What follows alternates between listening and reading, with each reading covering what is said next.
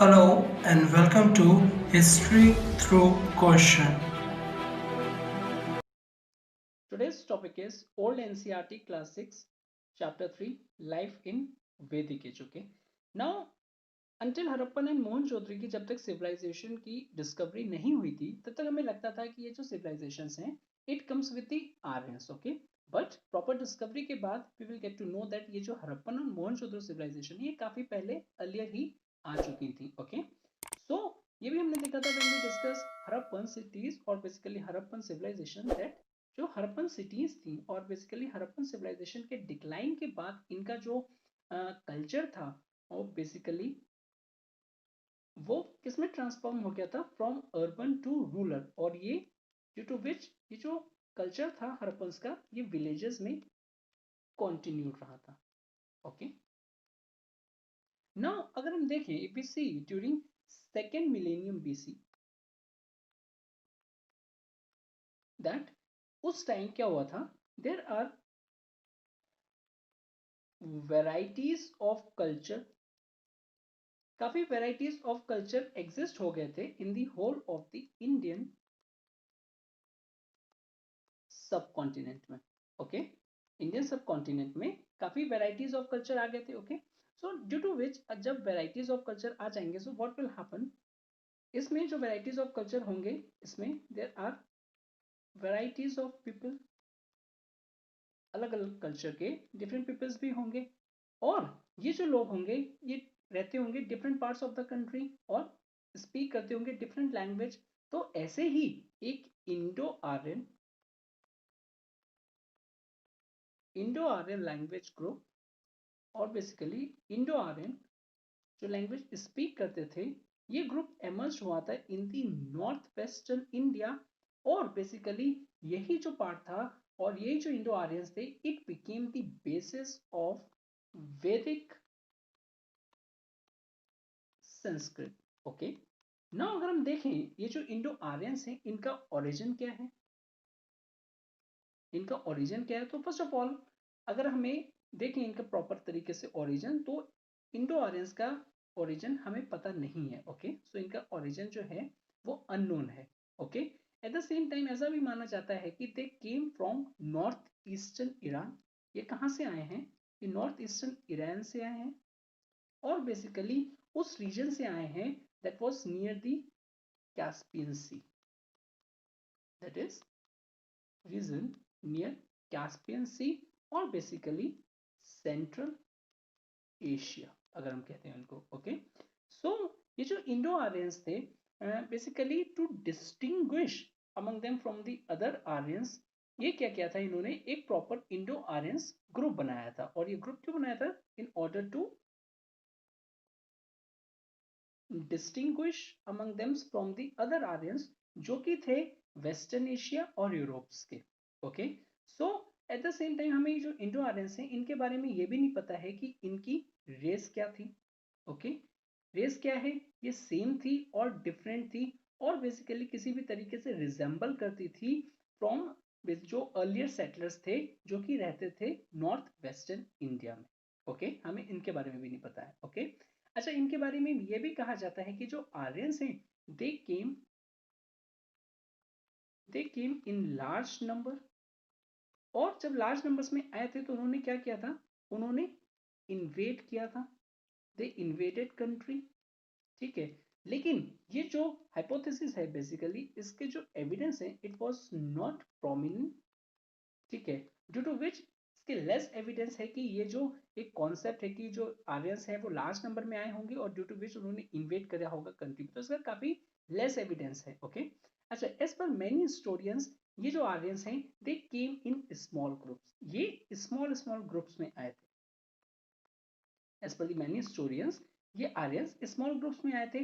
लेकिन over a long period of time what will happens, वो रहते थे एट द सेम टाइम इनका इंटरमिंगल हुआ विद द एग्जिस्टिंग पीपल्स और बेसिकली उनको कल्चर का बेसिकली एक मर्जर हुआ with the existing people.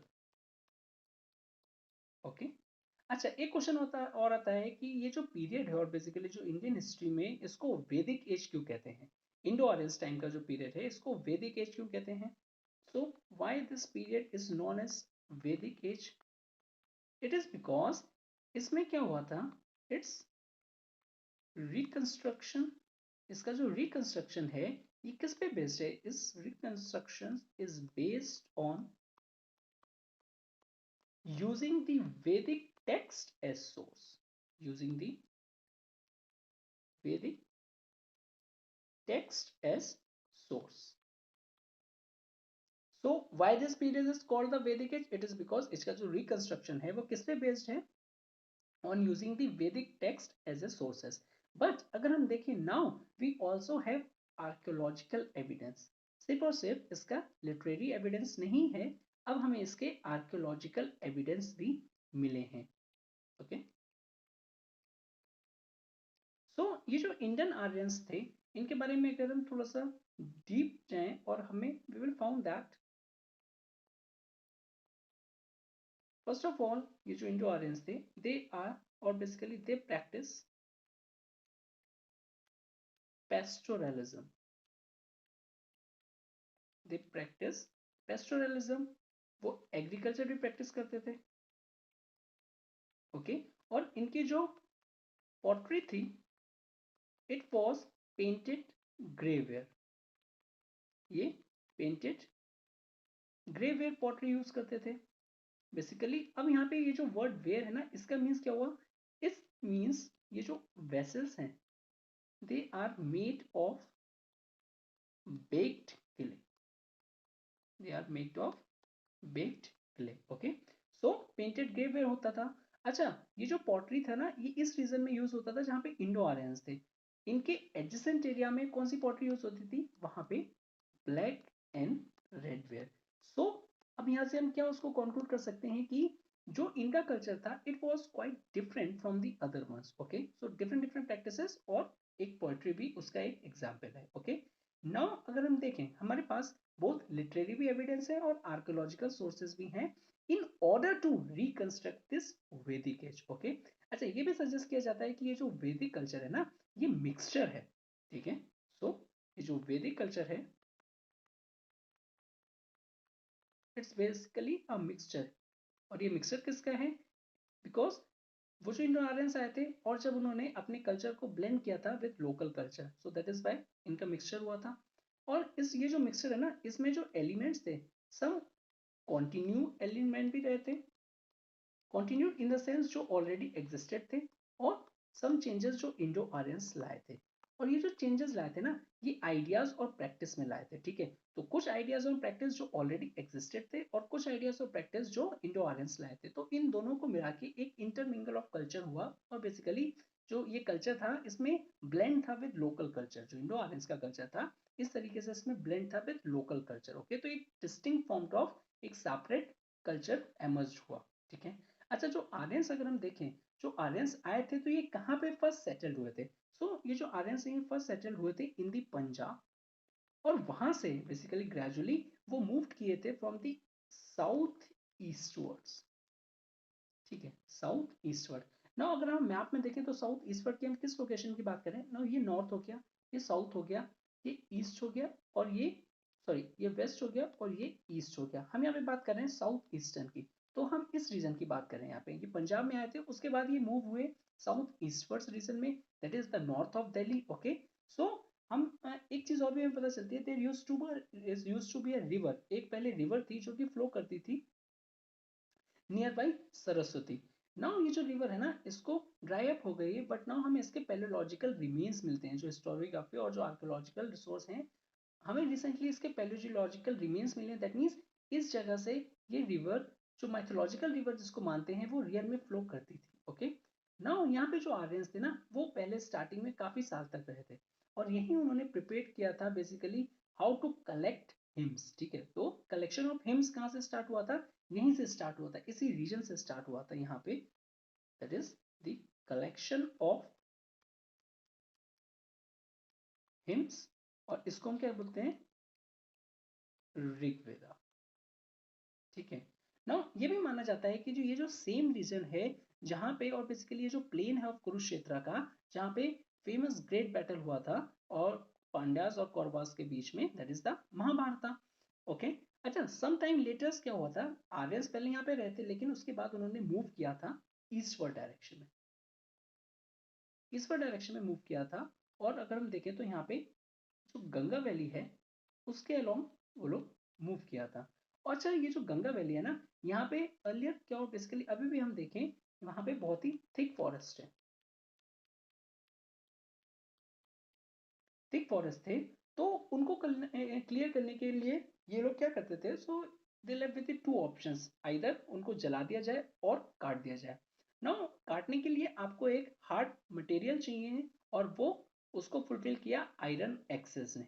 Okay, so basically यहाँ पे क्या हुआ था, इस तरीके से हमें ये पता चलता है कि they begin to use tools and weapons made up of iron, वो आयरन के टूल्स यूज करते थे। इट इज बिकॉज ये जो थिक फॉरेस्ट है ना, इसमें जो वुड है वो काफी थिक है और आपको उसको शार्प वेपन्स और एक स्ट्रॉन्ग और बेसिकली एक हार्ड वेपन चाहिए, और आयरन एक परफेक्ट एक वेपन और टूल की तरह इसको यहाँ पे यूज हुआ था। So from this we will get to know that कि यहाँ पे उन्होंने जो टूल्स एंड वेपन्स थे वो मेड अप ऑफ आयरन्स के यूज करना शुरू कर दिए थे। आयरन्स का हमने ये भी देखा था, ये पास्टोरल्स हैं, ठीक है। सो आयरन्स क्या है, दे आर पास्टोरल और बेसिकली नोमैड्स हैं, वो जगह जगह घूम के अपने जो भी इनके जो एनिमल्स होते थे ना उनको फीड करते थे और खुद भी ऐसे ही रहते थे। सो ये जो थे ना, they kept large hertz of cattle, उनके पास काफी लार्ज हर्ड ऑफ कैटल होता था और बेसिकली यही उनका मेन लाइवलीहुड था। ओके, और ये जो नोमैड्स हैं ये इंडिकेट करते हैं दे वांटेड और basically they wanted from place to place, वो जगह टू जगह करते जाते थे। अब ये क्यों करते थे, जैसे यहाँ पे एक कोई पेस्चर और बेसिकली कोई एरिया है, यहाँ पे ना यहाँ पे खूब सारा फॉडर है, यहाँ पे अब जो इनके जो कैटल्स हैं अगर यहाँ का वो सब फॉडर खा लेंगे उसके बाद अल्टीमेटली उनके पास कोई ऑप्शन नहीं बचता था to move to be place, ठीक है ना। अल्टीमेटली अगर वो क्या करेंगे, नहीं तो उनको लाइवली स्टॉक को क्या खाना नहीं मिल पाएगा, that is why they move from place to place, और इसलिए उनको नोमैड्स भी कहते हैं। Okay, now gradually with the passage of time जब उन्हें लगा कि ये जो हम प्रैक्टिस कर रहे हैं ना नोमैड्स की, तो ये सस्टेनेबल नहीं है। ओके, तो अब लाइव स्टॉक जैसे जैसे पॉपुलेशन बढ़ रही थी वैसे वैसे आपकी लाइव स्टॉक भी बढ़ेगी और उसको फीड करने के लिए ज्यादा एरिया चाहिए, ज्यादा एरिया चाहिए, लेकिन वो इतनी जल्दी रेप्लेसमेंट नहीं हो पाता था। अगर आपने ए एरिया का जितना भी फॉर्डर है वो खत्म करके आप बी में स्विच हो गए और बी से सी में स्विच हो गए, तो इस तरीके से जल्दी जल्दी काफी प्रॉब्लम हो रही थी। So gradually with the passage of time they took agriculture, तो उन्होंने एग्रीकल्चर को अडॉप्ट किया अपनी प्रॉब्लम को सॉर्ट आउट करने के लिए। जैसे जैसे उनकी पॉपुलेशन एक्सटेंड हो रही थी, जैसे जैसे फूड सिक्योरिटी की नीड्स और बढ़ रही थी, तो उन्होंने एग्रीकल्चर को अडॉप्ट किया। So in this way the adoption of agriculture or basically the practice of agriculture it leads to the permanent life। okay, so अब क्या हुआ, पहले तो क्या था, वो क्या सब्सिस्टेंस करते थे और वो कहीं भी टेम्परेरी थे, बेसिकली नोमैड्स थे, वो जगह जगह घूमते रहते थे। लेकिन जब आपको एग्रीकल्चर करोगे तो आपको एक परमानेंटली एक रीजन चाहिए ना जहाँ पे आप करोगे। सो इस तरीके से ये क्या हुआ, they started to live permanently. अब वो परमानेंटली कहाँ रहने लगे, अब वो परमानेंटली विलेजेस में रहने लगे। ओके, परमानेंटली विलेजेस में रहने लगे। और अब हमने ये देखा था कि जो हड़प्पन की जो हमने देखा था, जब हड़प्पन सिटीज जो डिक्लाइन हुआ था और जो उनका कल्चर था वो भी विलेजेस में कंटिन्यूड होता रहा था। और यही अब ये लोग भी विलेजेस में रह गए, तो it resulted in the mixing with the existing culture. Okay, so यहाँ के जो पीपल्स थे और बेसिकली जो अर्लियर जो विलेजेस में लोग रहते थे, तो might be possible some of them are the descendants of Harappan, ठीक है ना। और बेसिकली तो सम सॉर्ट ऑफ फेमिलियर थे वो हड़प्पन कल्चर से, तो इस तरीके से इनका आर्यंस का और इनका इंटरमिक्सिंग हुआ कल्चर का। Okay, and it was the one of the main important reason that कि ये काफी टाइम लग गया after the decline of Harappa फिर से सिटीज में अमर्ज होने का। एक तो हमने ये देखा था कि जो हड़प्पन की जो सिटीज डिक्लाइन हुई, उनका जो कल्चर डिक्लाइन हुआ वो विलेज में कंटिन्यू रहा था पहले जो, और ये जो आर्यंस आए थे ना ये भी नोमैड्स थे। उसके बाद इन्होंने एग्रीकल्चर किया, एग्रीकल्चर करके ये सेटलमेंट रहे, परमानेंट सेटलमेंट में रहे और ये भी विलेजेस में रहे। तो विलेजेस में रहने के बाद बेसिकली उसके बाद भी काफी टाइम लग गया सिटीज को एमर्ज होने में। तो ये दैट इज वाई ये जो हड़प्पन सिविलाइजेशन हम कहते हैं, it was considered one of the great civilisation जहाँ पे प्रॉपर एक अर्बन बेस था, और दोबारा से उसको एमर्ज होने में it took thousands more years. Okay, so ना अगर हम देखें हड़प्पन्स का, तो हमारा हड़प्पन्स के लिए हमारे पास बहुत आर्कोलॉजिकल सोर्सेस हैं, ठीक है, और काफी कॉन्क्रीट सोर्सेस हैं जिनसे उनके जो भी इंफॉर्मेशन है उसको प्रॉपर हमें पता चलता है ना। आर्यंस का लिए हमारे पास लिटरेरी रिसोर्सेज थे। लिटरेरी रिसोर्सेज हमें ज्यादा पता चलता है in comparison to the archaeological resources, but now क्या हो रहा है, डिस्कवरी हो रही है तो हमें आर्कोलॉजिकल सोर्सेज भी मिले हैं। ओके अच्छा, अगर हम देखें जो आर्यंस के लिटरेरी सोर्सेज कौन कौन से हैं, फर्स्ट ऑफ ऑल आर्यंस के जो लिटरेरी सोर्सेज हैं तो वो कौन कौन से हैं, वो हैं हिम्स, जो कि वो लोग कंपोज करते थे और रिसाइट करते थे। ठीक है, और ये जो सारी की सारी जो नॉलेज थी ना, ये ओरल फॉर्म में थी। ओके और यही पास होती थी from generation to generation. Later जब राइटिंग एमर्ज हुई तो उसको राइट किया गया प्रॉपरली। ओके नाउ अगर हम देखें तो रिसेंटली हमें आर्कियोलॉजिकल सोर्सेज भी मिले हैं रिलेटेड टू दी वैदिक एज। ओके अब ये किस प्लेसेस में मिले हैं ये इंपॉर्टेंट हो जाता है। So as per this NCERT ये जो प्लेसेस इसमें मेंशन है, it was the Hastinapur and Atranji Khera, Atranji Khera. ठीक है, और अतरंजी खेरा कहाँ पे है, it was located in the western UP. Okay so ये सप्लीमेंट करता है, ये जो आर्कोलॉजिकल सोर्सेज है ये सप्लीमेंट करते हैं with the existing literary sources जो कि वैदिक एज के हैं, और दोनों को मिला के हम एक प्रॉपर कॉन्क्रीट इंफॉर्मेशन, एक holistic type of information create करके जिससे हमारी प्रॉपर हिस्ट्री के बारे में काफी एडवांस हुआ है रिगार्डिंग दी वैदिक एज। ओके अच्छा, ये जो हिम्स होती थी ना, हम इसमें हिम्स की बात कर रहे हैं लिटरेरी कितनी देर से कि लिटरेरी सोर्सेज में हिम्स मिली है, तो ये हिम्स क्या थी बेसिकली, तो ये जो हिम्स थी ना इसको कंपोज करते थे Vedic people in order to praise of the gods, gods के प्रेज में इसको कंपोज करते थे। ओके सो इसको ये वर्शिप करते थे। ठीक है ना, अच्छा इसमें रूल्स भी होते थे, रूल्स भी बनाए जाते थे। अब ये जो रूल्स बनाए जाते थे ये भी मेंशन है हिम्स में, और ये रूल्स किसके रिगार्डिंग हो गए, first is related to religious ceremonies, जो भी रिलीजियस सेरेमनीज परफॉर्म करते थे ये लोग अपने कल्चर में, उसके रिगार्डिंग ये लोग रूल्स बनाते थे। सेकेंड इज वर्क के रिगार्डिंग रूल्स बनाते थे। थर्ड इज दी वर्शिप, कैसे पूजा की जाए हमारे गॉड्स की, उसके रिगार्डिंग भी वो बनाते थे। नाउ ये सारे जो रूल्स इन्होंने जो बनाए हैं ये हमें कहाँ मिलते हैं, ये फोर वैदिक में मिलते हैं, फोर वेदास में मिलते हैं। ठीक है, और जो है ऋग्वेद, यजुर्वेद, सामवेद और अथर्ववेद। ओके नाउ ये जो आर्यंस है ना, they also wrote long poems, उन्होंने लॉन्ग पोएम्स भी लिखी हैं, सिर्फ और सिर्फ ये हिम्स ही नहीं लिखी, उन्होंने लॉन्ग पोएम्स भी लिखी हैं। अब ये जो पोएम्स की थीम क्या थी, इसमें वो बताते थे अबाउट देयर किंग्स, अपने किंग्स के बारे में बताते थे कि जो हमारे जो किंग्स है ना उनकी जो भी, और बेसिकली एज ए हीरो की तरह उनको ट्रीट करते थे। ठीक है, उसमें उनके ब्रेवरी और बैटल्स के जो भी उन्होंने लड़े हैं उनके बारे में उसको बताते थे और बेसिकली उनका प्रेस करते थे। ठीक है, लेटर ये जो लॉन्ग पोएम्स जब एक कलेक्ट कर दी गई और बेसिकली उनको प्रॉपर तरीके से कलेक्ट और एक फॉर्मेट में लगाया गया, तो it became the two epics of the ancient age. ठीक है, यहीं से हमें दो एपिक्स भी मिली हैं ऑफ द एंशियंट एज, और जो एपिक्स है यू ऑलरेडी नो, यस आपने सही गेस किया, first is the Mahabharata, the famous epic battle, next is the Ramayan.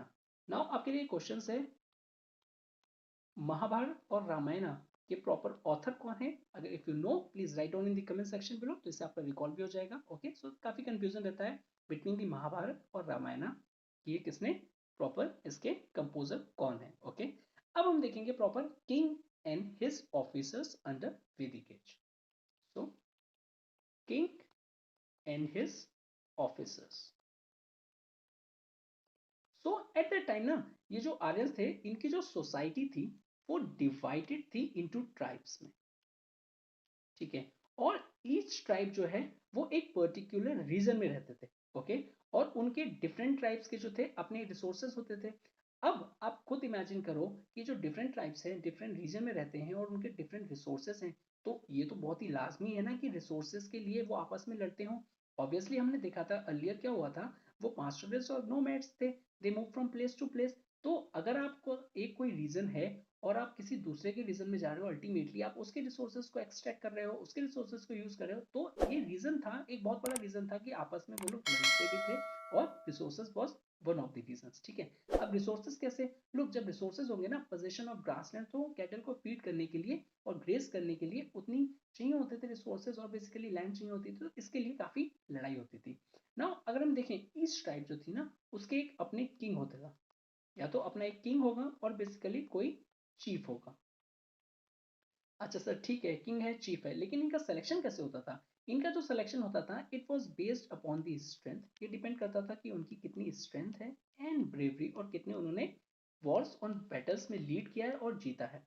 Letter यही जो किंगशिप थी, later with the passage of time क्या हो गया, यही जो किंगशिप थी ये हेरिडिटरी में ट्रांसफॉर्म्स हो गई। ठीक है, hereditary what do you mean by the hereditary? In simple means जो सन है ना ऑफ किंग का,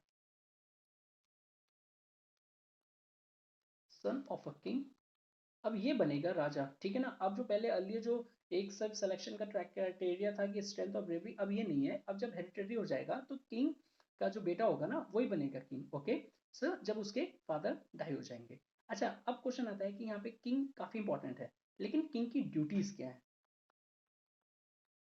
किंग की ड्यूटीज क्या है? First to protect the tribe. अब जो ट्राइब मेंबर हैं वही तो आपको किंग बना रहे हैं ना, तो अल्टीमेटली आपकी ड्यूटी क्या है? First and the foremost to protect the tribe, और उसमें जो भी किंग्समैन थे। ठीक है, अच्छा टू प्रोटेक्ट द ट्राइब, और इसमें जो भी आपके किंग्समैन थे ट्राइब के वो आपको हेल्प करते थे in order to maintain law and order, और जो भी means in order to lead the war वो आपको हेल्प करते थे, किंग को असिस्ट करते थे उसकी ड्यूटी परफॉर्म करने में। नाउ ये जो किंग थे ना ये रूल करते थे according to the wishes of the tribe. Ultimately tribe से आपको किंग बना रहे हैं तो you left with no other options, तो आपको उनकी विशेस के अकॉर्डिंगली उनको रूल करना पड़ता था। Okay, now now there are the various persons भी होते थे जो कि किंग को असिस्ट करते थे। इंपॉर्टेंट इसमें कौन कौन थे? Such as commander, commander of warrior, next is सेनानी। ठीक है, और एक बहुत ही इंपॉर्टेंट टर्म आता है यहाँ पे प्रीस्ट, और इसको पुरोहिता भी कहते हैं, पुरोहिता, जो कि ये क्या करते थे बेसिकली नाम नेम सजेस्ट, जो ये जो प्रीस्ट है और जो पुरोहित ये रिलीजियस सेरेमनीज परफॉर्म करते थे। Religious ceremonies eight the time वैदिक एज में क्या होता था ना, कोई भी वॉर या फिर कोई भी इंपॉर्टेंट काम करने से पहले प्रॉपर रिलीजियस सेरेमनीज होती थी। वो तो उसको इसलिए करते थे कि गॉड का आशीर्वाद मिले और वो प्रॉपर फुल तरीके से स्मूथ स्मूथ तरीके से उसको कंडक्ट करवा सके, जो भी इधर कोई वॉर है या बैटल है या कोई भी और चीज है। ओके, नाउ ये जो ट्राइब्स थे ना, नाउ इनके मैसेंजर भी होते थे जिनके किंग के कांटेक्ट होते थे उनके साथ। ओके, विद दिस ट्राइब्स में, सो इस तरीके से जो नेबरिंग विलेजेस में जो रहते थे उसके साथ भी मैसेंजर के थ्रू किंग के कांटेक्ट होते थे। ओके, नाउ ये जो किंग ड्यूटी है और बेसिकली इसमें जो अगर हम देखें जो विलेज हेडमैन है उसको हम क्या कहेंगे? उसको हम कहेंगे ग्रामीन्स। ये जो विलेज हेडमैन है अंडर किंग उसको हम कहेंगे ग्रामीनीस। तो किंग इनसे भी कंसल्ट करते थे, ये भी एक इंपॉर्टेंट पोस्ट थी और बेसिकली इंपॉर्टेंट एक पोजीशन थी। ठीक है, तो किंग की जो ड्यूटी थी ना, तो एक इंपॉर्टेंट मैटर अगर कोई भी होता था तो king also take the advice of the entire tribes. अब आप अकेले डिसीजन नहीं ले सकते, तो किंग की ये भी ड्यूटी होती थी कि अगर कोई भी इंपॉर्टेंट मैटर आ जाए तो आप उसको पूरी की पूरी ट्राइब्स के सामने रखो, और जो भी उनकी एडवाइस लो या जो भी वो सजेशन दे तो उस पर लेके आप प्रॉपर कोई भी पॉलिसी बना के उस पर रिएक्ट करो। ठीक है, और ये जो असेंबलीज होती थी इसमें यहाँ पे वैदिक एज में ये टू टाइप्स की हमें है मिलती है, दैट इज दिस सभा, और ये काफी फेमस असेंबलीज है सभा एंड समिति। हमने दोनों को डिटेल में डिस्कस किया है। ठीक है, कॉन्सेप्ट आइडियाज एंड टर्म्स में, if you don't watch this please go and watch this, तो आपको प्रॉपर क्लैरिटी हो जाएगी what is the difference between the सभा एंड समिति, और हमने डिटेल में डिस्कशन किया है उसका। तो सिंपल यहाँ पे अगर हम सभा में देखें ना, तो ये जो सभा है ये एक स्मॉलर असेंबली है।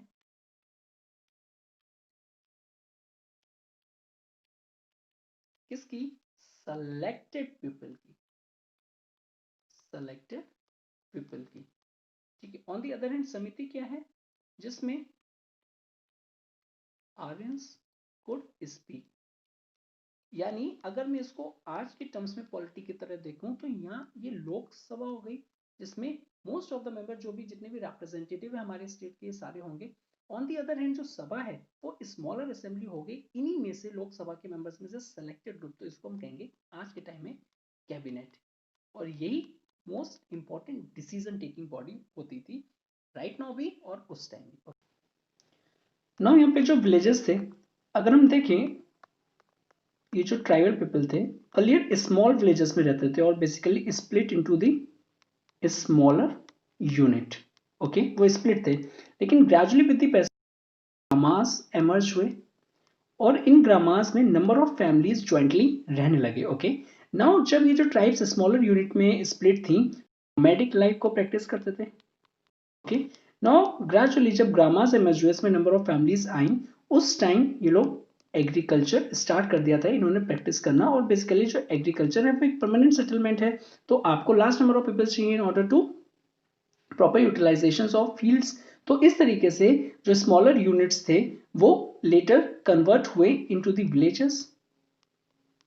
स्मॉलर जो नोमैडिक लाइफ थी और बेसिकली स्मॉलर यूनिट थी, एमर्ज हुए अल्टीमेटली इन द विलेजेस। और जहां की स्पेशलिटी क्या थी कि now large numbers of tribesman lived in one villages. अब एक विलेजेस में काफी सारे ट्राइब्समैन इन फैमिली रहने लगे। ठीक है, ग्रुप ऑफ फैमिलीज। अच्छा, यहाँ पे जो ग्रुप ऑफ फैमिलीज है इसको हम क्लैन भी कहेंगे, क्लैन भी कह सकते हैं और विश भी कह सकते हैं। ओके, और जो पीपल्स ऑफ ट्राइब होते थे ना उनको हम कहते थे जना, JANA, तो ये उनका नेम है। ओके, नाउ अगर हम देखें ये जो विलेजेस थे ऑल वो डिवाइडेड थे, देयर आर वेरियस फैमिलीज। ठीक है ना, अलग अलग फैमिलीज रहते थे इसमें, विलेजेस डिवाइडेड थे, इसमें अलग अलग फैमिलीज रहते थे। और ये जो फैमिलीज का जो स्ट्रक्चर है वो ज्वाइंट फैमिली का था। ओके, नाउ ये जो ज्वाइंट फैमिली है इसमें जो एक बेसिकली जो अप्रोच फॉलो होती थी और जो सोसाइटी थी at that time was patriarchal society, in which जो मेल जो ओल्ड मेल होगा वो हेड होगा फैमिली का। ठीक है, और सारी पावर उन्हीं के हैंड में होगी और basically decision making power. Okay, now अगर हम विमेन का स्टेटस देख लें eight that time, so women को रिस्पेक्ट किया जाता था। ठीक है, उनको प्रॉपर रिस्पेक्ट दी जाती थी जो कि वो डिजर्व करते थे। एट द सेम टाइम्स अगर कोई गर्ल चाइल्ड उसको हो गया तो प्रॉपर उसको फर्स्ट ऑफ ऑल इक्वल रखते थे बॉय को, और उनको प्रॉपर एजुकेशन प्रोवाइड करी जाती थी और सारी फैसिलिटीज दी जाती थी जो कि उस टाइम बॉयज को दी जाती थी। ओके, नाउ ग्रेजुअली अगर हम देखें जो सर्टेन विलेजेस थे ना यहाँ पे, सो ग्रेजुअली जो अर्लियर के जो विलेजेस थे वो ट्रांसफॉर्म्ड हो गए और बेसिकली स्टार्ट हो गए begin to specialization, that is specialization उनमें स्टार्ट हो गया था।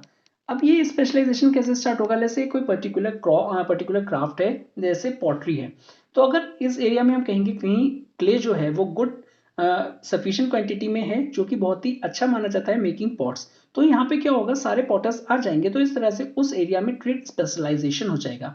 ये हमने हड़प्पन सिविलाइजेशन में भी देखा था कि वंस आपने ट्रेड स्पेशलाइजेशन, अगर आपने ट्रेड स्पेशलाइजेशन को अचीव कर लिया तो what will happen, first of all आप सरप्लस प्रोड्यूस करोगे, जितनी आपको नीड है उससे ज्यादा प्रोड्यूस करोगे और आपकी एफिशिएंसी भी बढ़ जाएगी बिकॉज वहां के सभी लोग वो करेंगे। तो इस चक्कर में अगर एक ही कोई क्राफ्ट का स्पेशलाइजेशन है तो वही करेंगे और अल्टीमेटली जो उसकी क्वालिटी और क्वांटिटी दोनों इंक्रीज होंगी। नाउ जब आपके पास सरप्लस आ जाएगा तो आप क्या करोगे, obviously you trade with the others, आप ट्रेड करना स्टार्ट कर दोगे। तो इस तरीके से ट्रेड बिगिंस हुआ था। ओके, नाउ ये जो विलेज है ना, अगर हम देखें इनका स्ट्रक्चर क्या था, नाउ एट दैट टाइम ये जो विलेजेस थे वो बहुत ही सिंपल थे। Simple in the sense that अगर हम इनका स्ट्रक्चर देखें कैसा लेआउट था, तो सिंपल थैच्ड हट्स होती थी और वो सराउंड होती थी बाय द फेंस। ठीक है ना, और ये जो फेंस होती थी ना, यहाँ पे एक फील्ड होती थी जो कि आउटसाइड द फेंस होती थी। नाउ इसमें इनके यहाँ जो विलेज में जो फील्ड्स होती थी वो प्लग्ड होती थी प्रॉपर। ठीक है, प्लग्ड होती थी और ये प्लग कौन करते थे, with the help of bulls and oxen की मदद से इसको प्लग करते थे। और प्रॉपर इरिगेशन भी अवेलेबल थी, इरिगेशन फैसिलिटीज भी अवेलेबल थी।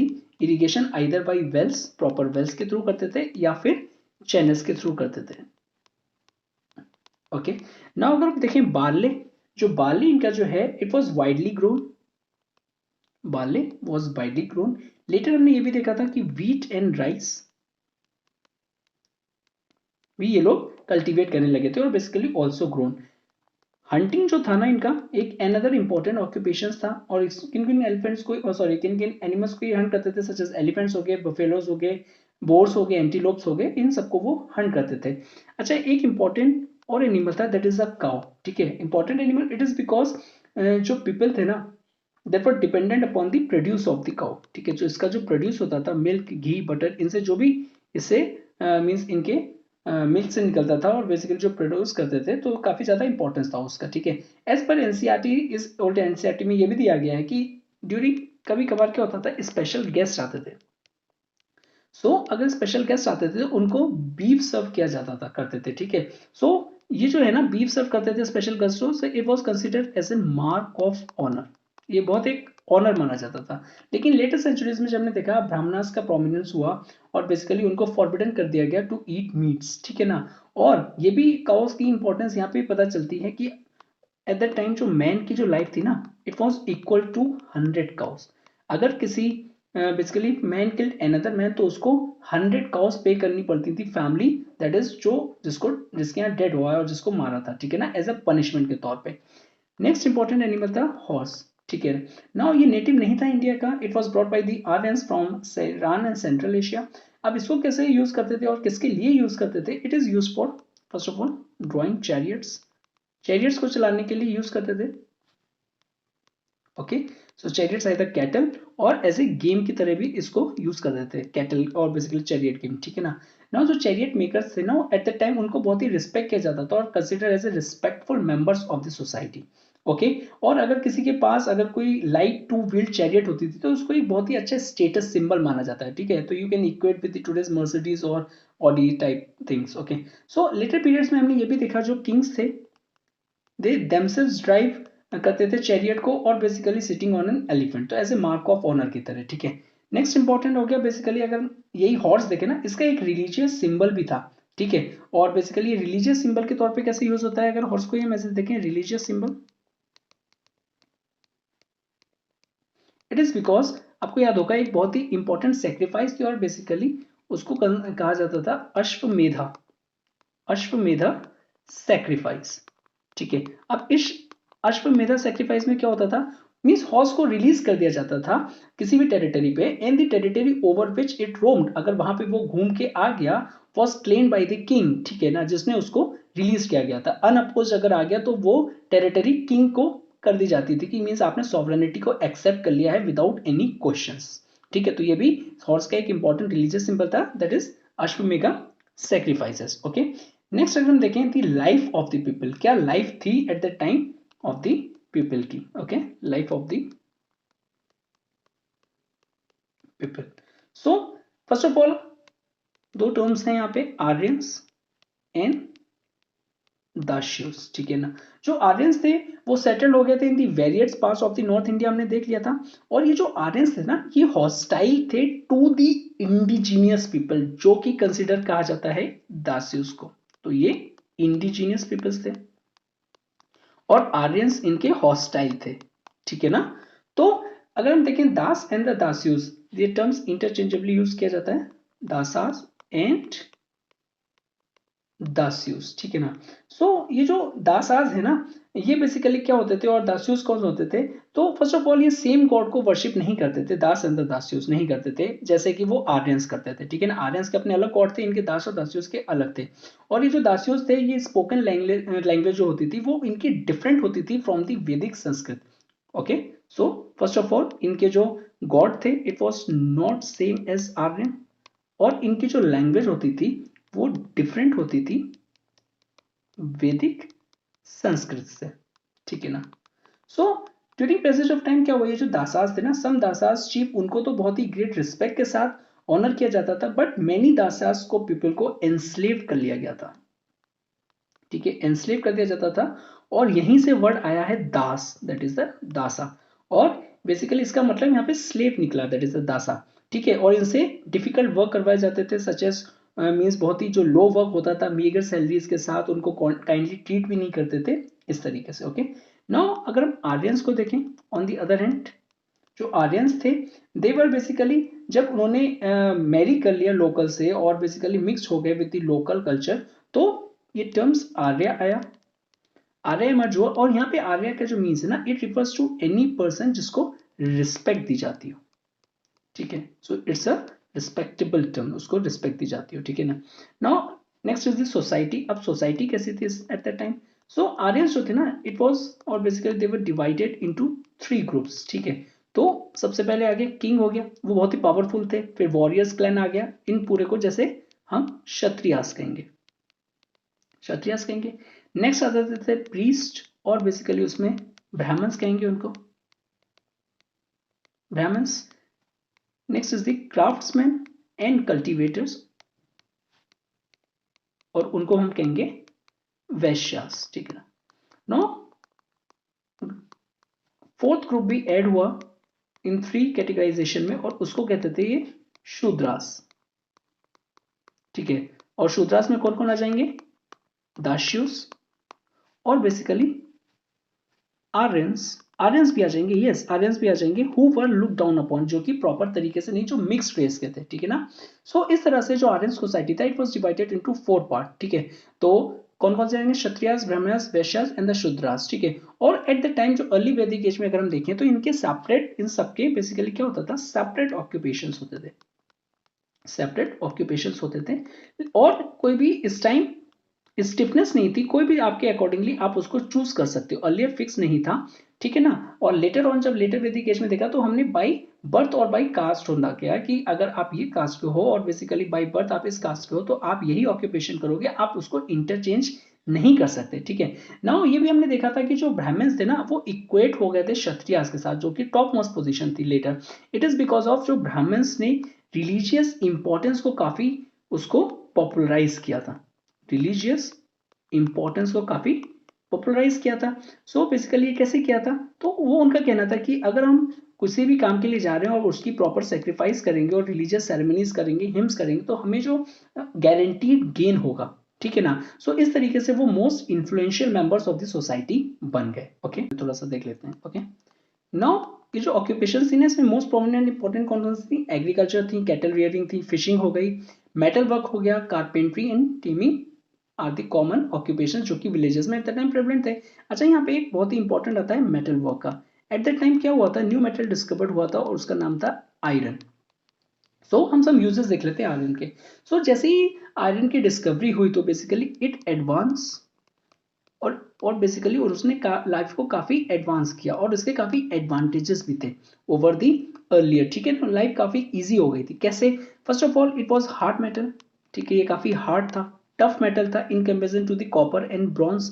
सो बेसिकली इसलिए इसको क्या था, इसके जो टूल्स और जो वेपन्स बनते थे ना, इसके जो टूल्स और जो वेपन्स बनते थे सच एज एरो हेड्स हो गया, स्पेयर हेड्स हो गया, सॉर्ड्स एंड नाइफ्स हो गया, वो काफी ड्यूरेबल थे, ठीक है, काफी ड्यूरेबल होते थे, ठीक है। और लेटर ये जो आयरन एक्स भी बनने लगे, आयरन एक्स हेड्स, और ये काफी इफिशिएंट थे इन क्लियरिंग दी हैवी फॉरेस्ट। हमने जब देखा था ना अर्लियर स्टार्टिंग में, जब वहां से उन्होंने स्टार्ट किया था उसके बाद वो गेंजेस वैली में उन्होंने एडवांस किया था आर्यंस ने, तो एट दैट टाइम वहां पे ना बहुत ही थिक फॉरेस्ट था और उसको क्लियर करने के लिए बहुत ही हार्ड मेटल चाहिए था, और जो कि आयरन ने प्रॉपर तरीके से उसको एक अच्छा सा आयरन एक्स अगर हेड्स होता था तो आप इजिली उसको कट कर सकते थे। इवेंचुअली आयरन जो थी ना उसको एक टिप में भी ऐड किया गया टू की प्लग शेयर, ठीक है, तो उसकी जो प्लग शेयर है ना उसके टिप में भी ऐड किया गया। तो अब क्या हुआ इन कंपैरिजन अगर हम करेंगे ना विडन टिप को, तो वो बहुत ही ज्यादा पेनिट्रेटिंग पावर थी इन कंपैरिजन टू विडन। तो इससे जो एग्रीकल्चर की जो मींस जो प्रोडक्टिविटी थी ना वो भी इंक्रीज हो गई, ठीक है ना। सो इस तरीके से एग्रीकल्चर भी इंक्रीज हुआ। ओके तो इस तरीके से iron played an important role, ठीक है ना, काफी उसने इंपॉर्टेंट रोल प्ले किया था at that time. Okay next is the priest. No priest के क्या क्या फंक्शन थे, वो परफॉर्म करवाते थे। First is the religious ceremonies, जो भी रिलीजियस सेरेमनीज होती थी और जो भी बिग सेक्रीफाइसेस होती थी जो कि काफी दिनों तक चलती थी वो करवाते थे। Next they act as a teachers, ठीक है, वो स्टूडेंट को क्या करवाते थे, रिसाइट करवाते थे बेसिकली जो वेदा हिम्स होते थे ना उसको। Next is as a doctors, because ये जो थे इनको काफी ज्यादा नॉलेज थी, ड्यू टू विच जो भी हर्ब्स और प्लांट्स होते थे ना काफी उनकी नॉलेज थी, और उसके यूज से उसको किसी भी डिसीज को ट्रीट कैसे करते थे, इसलिए उनको एज ए डॉक्टर की तरह भी ट्रीट करते थे। कोई सिक होता था तो उसको वो प्रॉपर मेडिकेशन देते थे और हर्ब्स एंड प्लांट्स से वो बताते थे। तो इस तरीके से एज ए डॉक्टर भी थे प्रीस्ट। ना इनका ड्रेस पैटर्न क्या था, सो काफी सिमिलर था हरप्पन्स के, ठीक है ना, 2 पीस ऑफ क्लॉथ होता था अपर एंड द लोअर। काफी ऑर्नामेंट्स में ये लोग यूज करते थे gold and the other metals, और जो रिचर पीपल थे ना वो एम्ब्रॉयडरी क्लॉथ यूज करते थे जिसमें गोल्ड का थ्रेड पड़ा होता था। Next is the amusement. अब वो एम्यूजमेंट में क्या करते थे, हमने देखा था ना हॉर्स में एक चैरियट रेसिंग उनका बहुत ही फेवरेट था। Chariot racing was one of its favourites amusement. Dancing and music के भी शौकीन थे वो, फ्लूट, ल्यून, वीना जो है आज को हम कहते हैं, ड्रम हो गया, और एक और चीज इनकी फेवरेट थी, दैट इज दी गैम्बलिंग। वो लोग काफी गैम्बलिंग भी करते थे, ठीक है। तो ये उनके कुछ अम्यूजमेंट्स थे। Next is the food. इनका फूड पैटर्न देख लेते हैं। तो लुक, काउ काफी इंपॉर्टेंट एनिमल था एट दैट टाइम, और उसके जो भी उससे मिलता था such as milk, ghee, butter हो गया, along with fruit, veggie, cereals, meats, वो लार्ज क्वांटिटी में कंज्यूम करते थे। दे ऑल्सो ड्रिंक, काफी ड्रिंक भी यूज करते थे वो, सच एज मधु एंड सुरा, जो कि ये इंटॉक्सिकेटिंग ड्रिंक्स थी। इंटॉक्सिकेटिंग ड्रिंक्स थी, इसको भी कंज्यूम करते थे।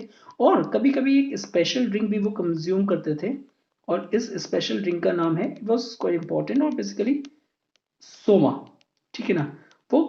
और इसको कंज्यूम किया जाता था स्पेशल ओकेजन्स में, सच एज कोई रिलीजियस सेरेमनीज हो गई बड़ी। और ये क्यों था बेसिकली स्पेशल ओकेजन में ही कंज्यूम करते थे, रेगुलर क्यों नहीं, इट इज बिकॉज ये काफी डिफिकल्ट था, सोमा का प्रोसेस काफी डिफिकल्ट था टू प्रिपेयर, ठीक है, इसलिए इसको स्पेशल ओकेजन्स पे ही कंज्यूम करते थे। नेक्स्ट इज उनका रिलीजन क्या था। Now they worship many gods, ठीक है, वो काफी गॉड्स को मानते थे, ओके। और basically Aryans also worship the forces of nature, forces of nature such as sun हो गया, और बेसिकली विंड हो गया, अर्थ हो गया, and so on and so fourth. और इनको वो गॉड एंड गॉडेसेस मानते थे, ठीक है ना। और सच एज, और एक चीज और भी मानते थे, ये जो गॉड्स थे उनको वो सुपर ह्यूमंस भी कंसिडर करते थे। Some of the important god names are Dyaus Pitar, जो कि स्काई गॉड को वो कहते थे। इंद्र, मोस्ट इंपॉर्टेंट गॉड, और इनको वो इक्वेट करते थे रेन, स्टॉर्म, वॉर से। Surya, sun god, Agni, fire god, Usha, ये फीमेल गॉडेस थी, that is the goddesses of dawn. तो इस तरीके से ये काफी गॉड्स को बेसिकली मानते थे। और एक और भी रीजन था, ये जो नेचुरल फिनोमेना इक्वेट करते थे गॉड से, इट इज बिकॉज वो अंडरस्टैंड नहीं कर पाते थे इसकी प्रॉपर जो इसकी मैकेनिज्म है, दैट इज वाई उनको वो गॉड से इक्वेट करते थे, ओके ना। और सुपर ह्यूमंस जब वो उनको मानते थे, दैट इज वाई वो फियर भी करते थे उनसे, ओके। यहाँ पे जो इन सब में अगर हम देखें तो इंद्रा जो थे ना वो उनकी मोस्ट फेवरेट गॉड थे। इट वॉज काफी स्ट्रॉन्ग थे, as it strike down the demons, और बेसिकली वो एनिमीज ऑफ जो आर्यंस थे ना उनको डिस्ट्रॉय करते थे। और जो आर्यंस को लगता था कि अगर हम गॉड को खुश रखेंगे तो क्या हो जाएगा, तो हमारे ऊपर एक अच्छा सा एक बेसिकली ब्लेसिंग्स बनी रहेगी, और हमारी कभी भी फूड सिक्योरिटी या कोई भी चीज ऐसी होगी तो वो डिस्ट्रॉय नहीं हो पाएगी, और हमें वो सबसे प्रोटेक्ट करेंगे। इसलिए वो बेसिकली इनको प्लीज करने के लिए वेरियस रिलीजियस सेरेमनीज भी परफॉर्म करते थे, जो कि किसके थ्रू होती थी, जो कि प्रीस्ट करवाते थे, ठीक है ना। और प्रीस्ट को बेसिकली इसीलिए काफी इंपॉर्टेंस भी दी जाती थी सोसाइटी में, because it was considered as a messenger between the gods and man. उनको मैसेंजर भी किया जाता था, कंसिडर किया जाता था ना। और यही सब चीज थी जो कि प्रीस्ट में with the passage of time उनको नेचुरली पावरफुल बनाया था, ओके। नाउ ये जो मीन सेक्रीफाइसेस जो थी ना, रिलीजियस सेक्रीफाइसेस, इनका एम क्या था at that time.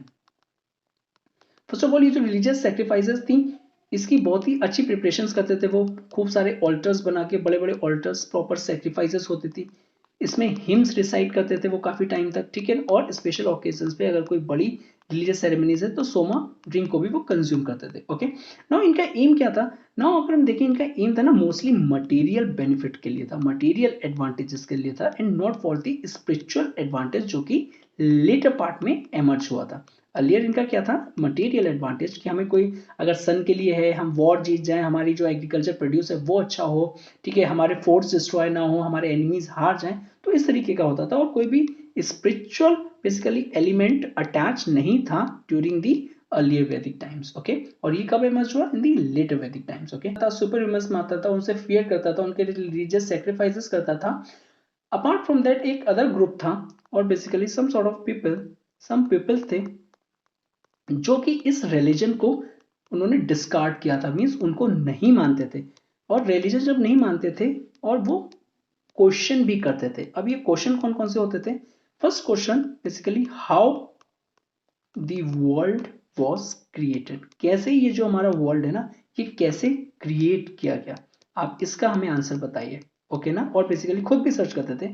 Second question उनका होता था हु द गॉड्स वर, ये जो गॉड्स हैं जिनको हम इतना मानते हैं, आप उनके लिए रिलीजियस सेक्रीफाइसेस करते हो, इतनी इतनी सेक्रीफाइसेस करते हो, बेसिकली इतना सारा उसको ऑल्टर्स बनाते हो, हर तरीके की प्रिपरेशन करते हो, पर लेकिन ये है कौन? हु द गॉड्स वर, कौन है ये गॉड्स?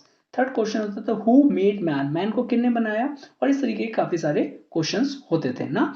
नाउ अगर आपने देखो यहाँ पे सम फिलोसॉफिकल एलिमेंट एमर्ज हुए, ठीक है ना। और ये जो फिलोसफर्स थे ना, basically they wandered from villages to villages, ठीक है, वो क्वाइट प्लेसेस ढूंढते थे सो दैट वो इन क्वेश्चंस जो उनके मन में आ रहे थे और बेसिकली जो सोसाइटी में इस सेक्शन में चल रहे थे, तो उनके आंसर्स को फाइंड कर पाए, okay. At the same times वो प्रॉपर डिस्कशन भी करते थे कि क्या रीजन है और बेसिकली इन क्वेश्चन का आंसर फाइंड करने के लिए।